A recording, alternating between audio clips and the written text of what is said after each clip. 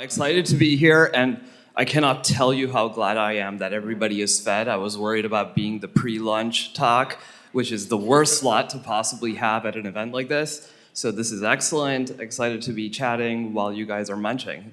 All right, so I'll do a quick intro and then I'll have everybody introduce themselves. I'm one of the co-founders and the CEO at a company called Format. We enable people to build dynamic landing experiences. So for every ad that you run, you can have a customized dynamic landing experience.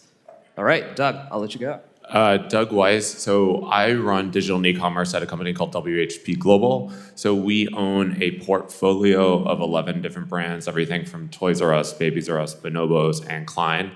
And so my team runs kind of e-commerce and the full digital footprint for those brands. Prior to that, I spent about a decade at Instagram.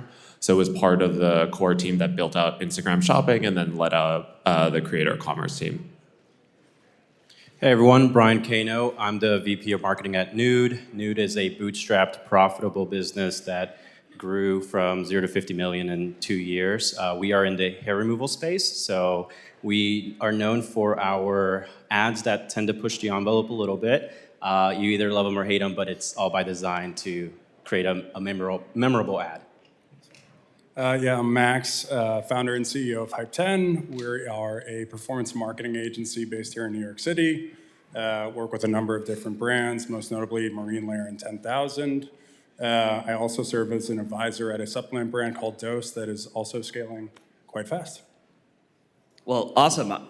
I know I have been unable to be on social media without hearing people talk about how TikTok Shops is working for them. And so I wanted to start off by just getting each of your impressions on TikTok Shops. What is working, what's not working, what kinds of companies do you think it could work for? And then, Doug, I mean, you were instrumental in Meta Shops, so I'm particularly interested in what you think is sort of not yet known by the TikTok Shops team that Meta may have learned earlier. Yeah, I mean, I think it's undeniable that TikTok has thrown everything it can at TikTok Shop, and that is what is required to make this work. The thing that I think held back Instagram shopping and Instagram Shop from being successful is that Meta as a company was not willing to have it impact the rest of Instagram, right? Just like TikTok, Instagram is used for a million other different things outside of shopping. And the reality is that you do need to train your consumer for this new shopping experience. And I think the thing that has been really interesting is seeing kind of what are the types of products and what are the types of brands that work well. Very transparently, I work with like old school, traditional, kind of, quite honestly, conservative brands that like just won't work, right? You're not gonna sell, contemporary sportswear for a 45-year-old on TikTok Shop. What will work, and this is what I'm sure a number of you in this audience probably have seen work, are these brands that just are well showcased by the form of video. And not only just video alone, but video that is driven by individuals, creators, people who are creating this authentic, real content that honestly the product aligns itself with, as well as is honestly at a lower price point. I think this is one of the things that we saw with Instagram shopping is that it was much easier to sell a $25 doodad than like a $450 sweater, just because the whole experience about being on TikTok, most people aren't there exclusively to shop. And so it's really important to think about what is that kind of toehold you can get to be that introductory experience for the consumer, where TikTok, because of its reach and because of, again, its engaging experience, can be really effective at grabbing that customer and then build that kind of retention and that loyalty longer term.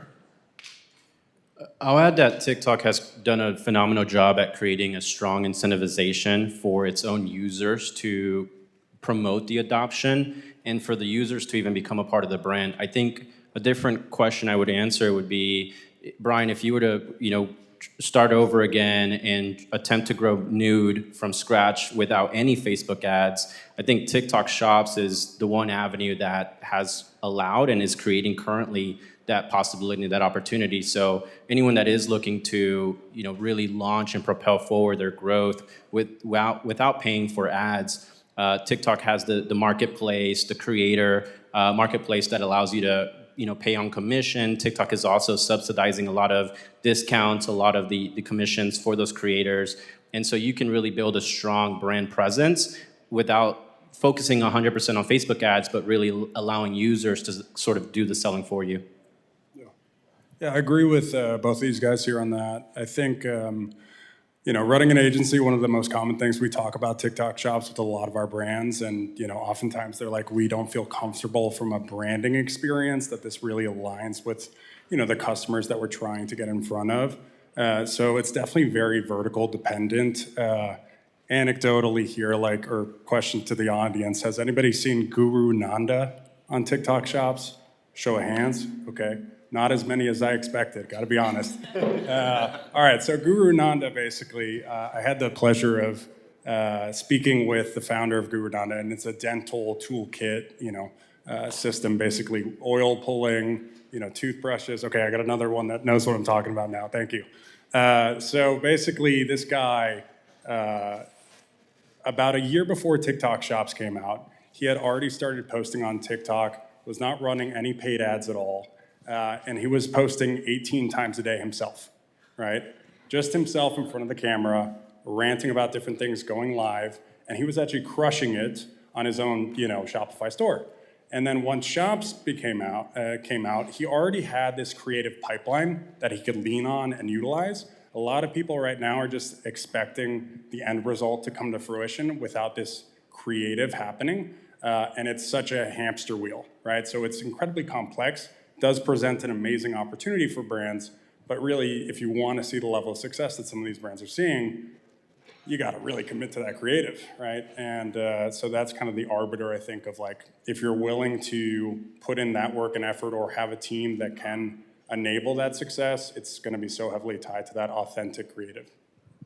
Can I add just one more thing? I think a couple things just to add.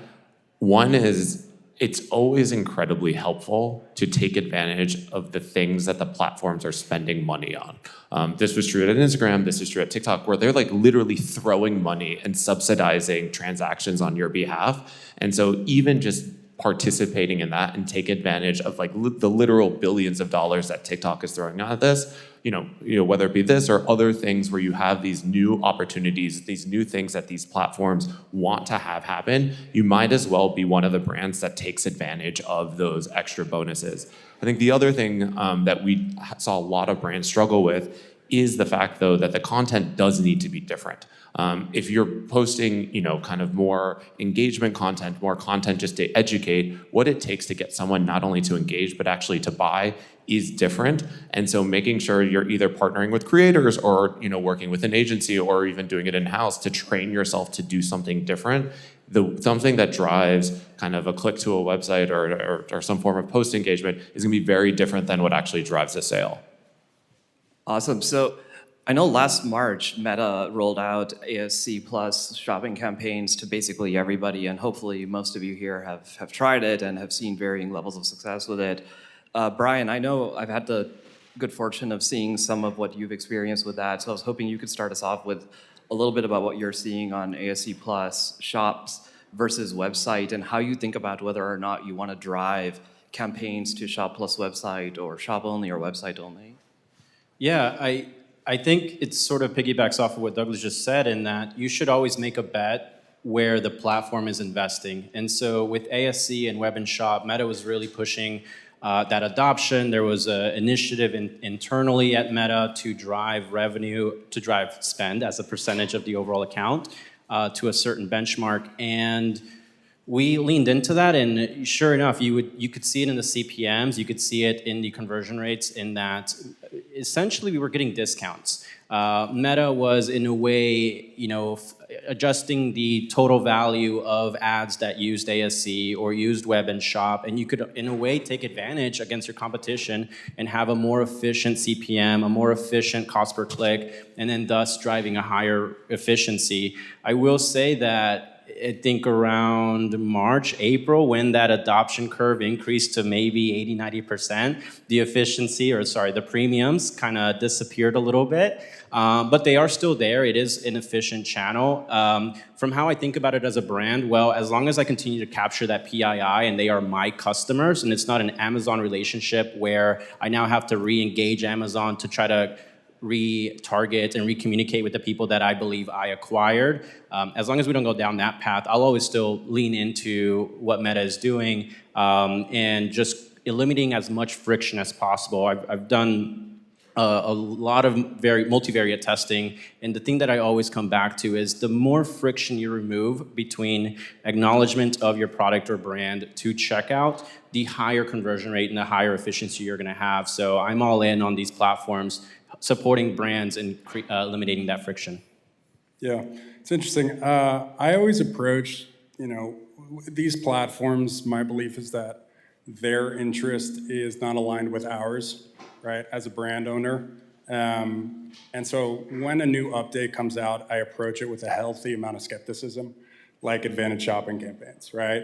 Like these different initiatives. Originally, when Advantage Shopping came out, basically, like everyone was like, yeah, 10% towards, existing customers. And then if you actually took a look at the breakdown, what you would see is you were actually acquiring customers on first-time orders at a way less cost-efficient manner, right? And then now people have recognized that you should put it at 0% at the example there, right? And so, the one thing that's worth noting is when it relates to, Meta Shops in particular, what happened was low levels of adoption, lower CPM environments that caused a lot of people to basically, flood into that market. So we were really, trying to mitigate our risk there, because if you could become over-reliant on one of these new rollouts, you can really be in trouble, right? So we were mitigating our investment to like 10 or 15% of our overall budget, so that when the auction dynamics changed, we weren't left in a difficult situation. I think also from like a category perspective, once again, going back to brand, a lot of brands just don't feel comfortable with, a post-click experience on shops that really is not particularly educational, and is not particularly branded either. And then the last item that I'll add as well is I've seen a lot of brands basically just toggle on, website plus shops, and they don't actually curate their shop's experience. They don't go into Commerce Manager. They're not orienting their top SKUs. They're not thinking about things in terms of offers to enable. Oftentimes you'll jump in there and there's an offer from 2022 that's still enabled, right? So you got to be sure that you are actually, enabling that post-click experience if you're directing traffic there to be as, favorable from not only a function standpoint, but also, a fashion standpoint, if you will. Just a quick housekeeping for everyone that is experimenting with shops or going to make sure you go to your product settings and you can adjust the channels so that way if for whatever reason you do a lot of like testing and SKUs and you've got like the same product with like title A, title B, or just an unfinished PD product, you can deselect web and shop, or it's actually Facebook, I think is the channel name. So that way a user isn't coming across some product that hasn't launched yet or a product that you no longer have inventory of.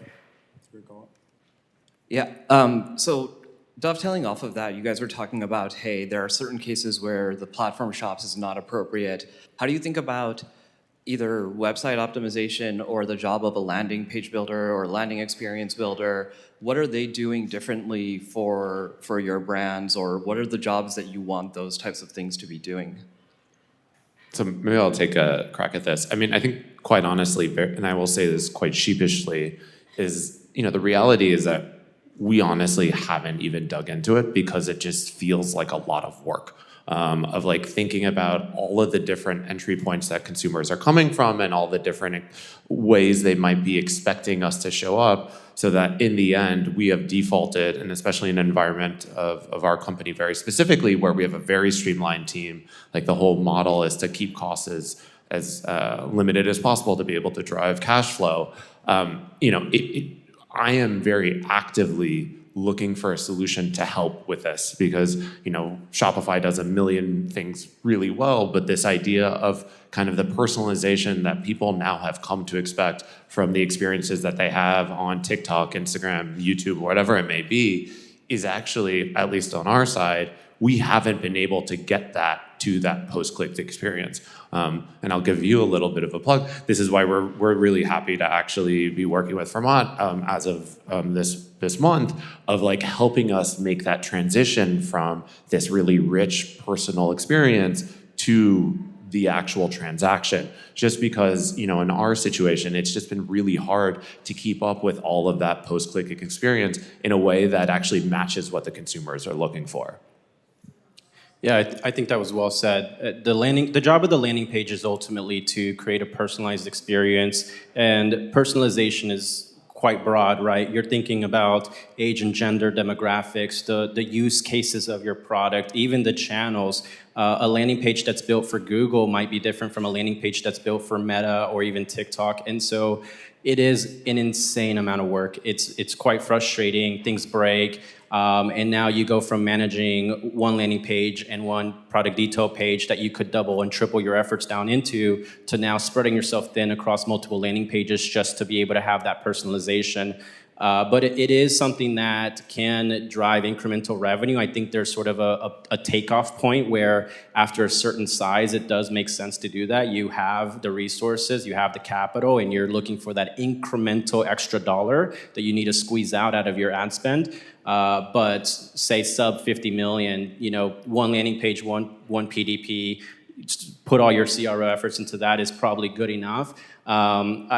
I do agree with what was said, and that format has been helpful in creating these dynamic, personalized experiences without the need of a graphic designer or a developer. And for those that know my marketing team size, we are a very lean, small team, and so just being able to log into the platform and create a landing page on the fly, and let's just test a headline, let's test a new banner image, and being able to do that immediately, it's super beneficial. It's a massive unlock. Agree with everything they both said as well. I would say like the interesting situation that we find ourselves in right now as a D2C community is that we are all testing hundreds upon hundreds of creative assets on a monthly basis. And yet when I talk to founders of brands, they've maybe tested one landing page in the past year, right? And yet you are looking at a situation here where the creative, you spend maybe 5 seconds on that experience, if that. And the post-click for most of our brands is about 2 minutes, right? And it feels like so elementary that we should know that we need to focus on that experience more. And like 4 different channels, but also testing different offers, right? If you want to try out subscription-only landing page, if you want to, you see in your post-purchase survey that somebody, basically your value proposition that you always assumed was the number 3 reason why somebody was purchasing your product. Spin it up as a landing page, not just an ad that says like, do you bloat, right? So yeah, sorry, random example there, but y'all get the point, yeah. Awesome. And just to wrap us up, what would each of you say is like the biggest source of alpha that you have found for your businesses when you're thinking about the consumer journey, whether that's on the post-click or the pre-click? What do you think has been the biggest source of alpha for each of you? It's the creative. For our brand at the scale that we're at, we spend north of $2 million a month, and just having a healthy creative pipeline that lets us go really deep into concepts, but also wide to test different personas, different value propositions, and just thinking about a use case for a guy in his 20s versus a mom in her 30s or 40s. Those are completely different audiences, and the creative has to demonstrate that. That has been the biggest alpha.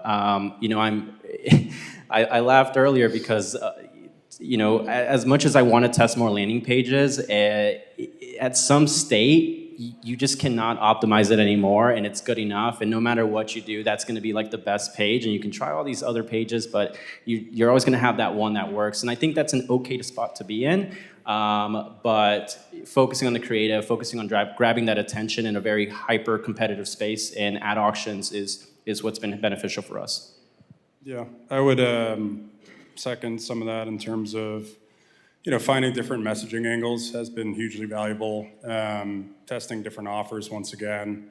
In terms of iterations and thinking about things through a different scope, right? as an example for one of our brand stows, we recognized that our listicle landing page basically wasn't converting as well relative to our classic hero style, hero SKU product, hero page. And yet the bounce rates on the listicle were exponentially lower relative to that classic hero, right? And so we're like, well, let's kind of create our own version of this, and we're going to amalgamize the two of them. So I think just like with creative in this industry, I think we oftentimes look at what others are doing, try to mirror it to a certain degree, and basically the biggest alpha has been like, let's put our heads together and actually try to create curated different experiences and not just kind of follow the status quo. And I know that's kind of a heady thing there, but Fermat is a way to basically do that as well. Yeah, the other thing I would add is, and this sounds very basic, but I'm sure this happens at other companies as it happens at mine, is ensuring that there's actually a cohesive, holistic experience for the consumer end to end. Because often you will have different teams owning different parts of it, and you'll have someone make a change in the transaction flow and not say anything to marketing. And so like something that was talked about that used to be in the cart is no longer there. And so it's just like a very jarring experience. And so like just like simple communication, I guess maybe is the best answer here, of like as you think about what is the consumer experience, make sure you're thinking about it really end to end, everything from the creative, the messaging, the targeting, but also what happens post-click and how do you make it as cohesive as possible instead of like, something that feels disjointed and confuses the consumer and then obviously impacts sales. Awesome. Well, thank you guys, and thank you all for having lunch with us. Really appreciate the time. Okay.